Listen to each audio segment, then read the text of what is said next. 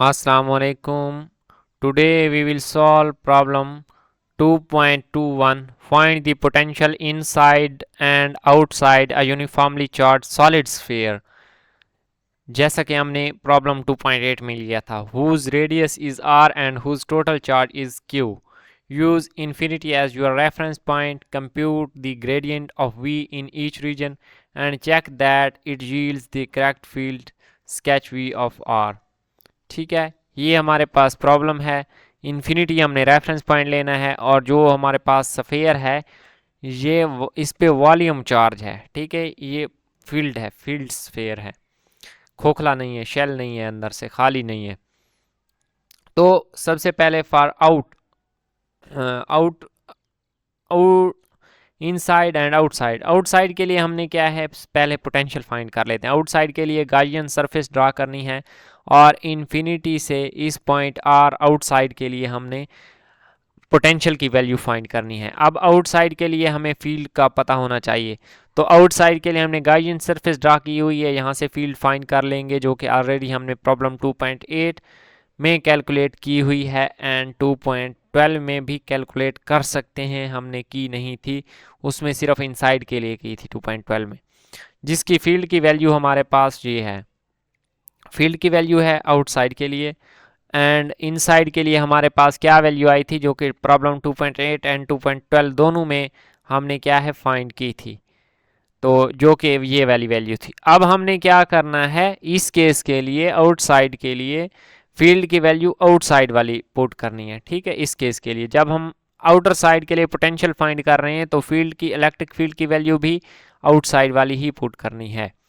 अब यहाँ पे ये वाली इलेक्ट्रिक फील्ड पुट कर देंगे k Q over are square into r cap direction.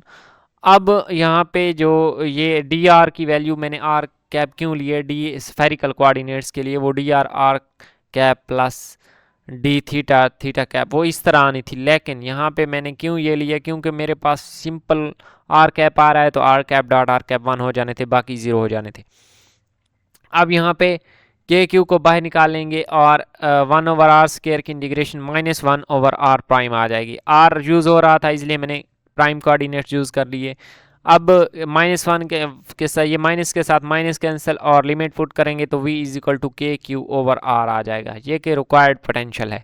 अब हमने इसका ग्रेडियंट फाइंड करना है। Now we will calculate its gradient, but keep in mind this will be taken in spherical coordinates. ठीक है, spherical coordinates के लिए हमारे पास फार्मूला ये है। ठीक है, मैंने यहाँ पे शो किया हुआ है स्फेरिकल कोऑर्डिनेट्स के लिए ये फार्मूला है, इसको यूज़ करना है।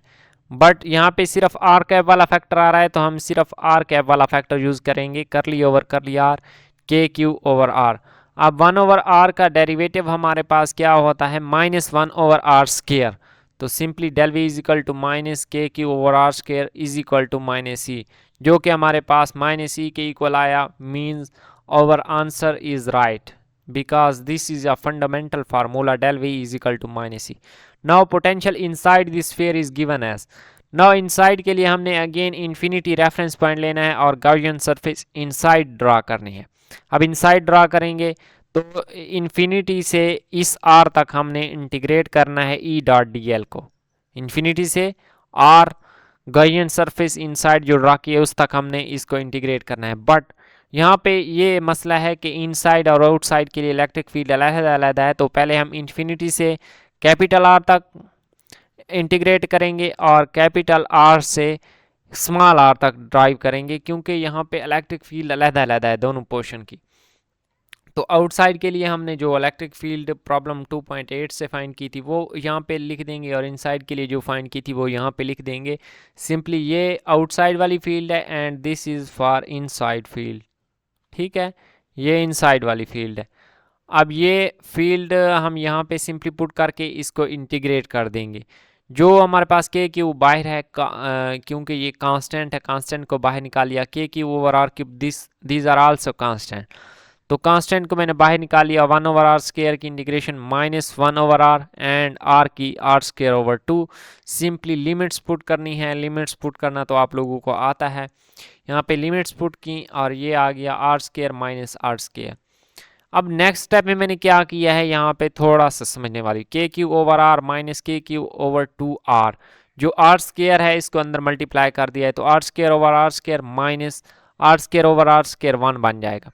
नेक्स्ट स्टेप में मैंने क्या किया, इस माइनस को अंदर क्या है मल्टीप्लाई कर दिया, माइनस को, सिर्फ माइनस को मल्टीप्लाई किया तो 1 minus are square over are square आ जाएगा, बाकी सेम एज इट इज।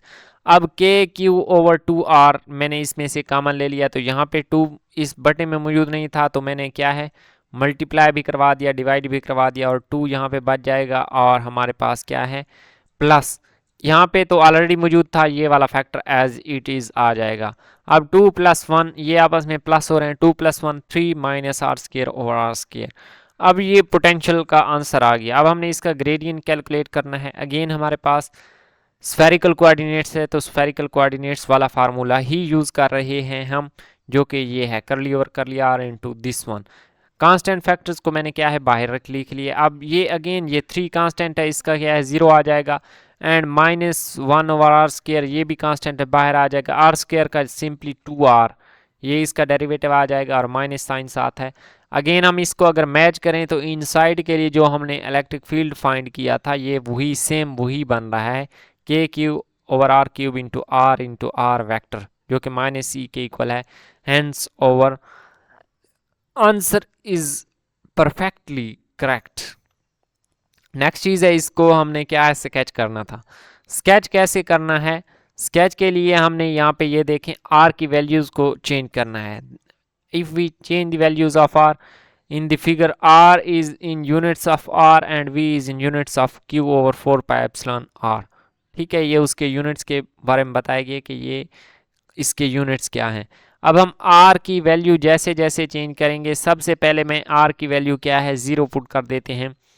जब 0 पुट करेंगे तो ये वाली टर्म क्या है 0 हो जाएगी, इसमें इस टर्म में नहीं, इस टर्म में हम पुट कर रहे हैं। ठीक है, आर की वैल्यू जब हम ये वाली इस टर्म में पुट करेंगे तो ये 3/2 के क्यू ओवर आर, ये हमारे पास क्या है कुछ 3/2 जो फैक्टर होता है 1.5 समथिंग आता है।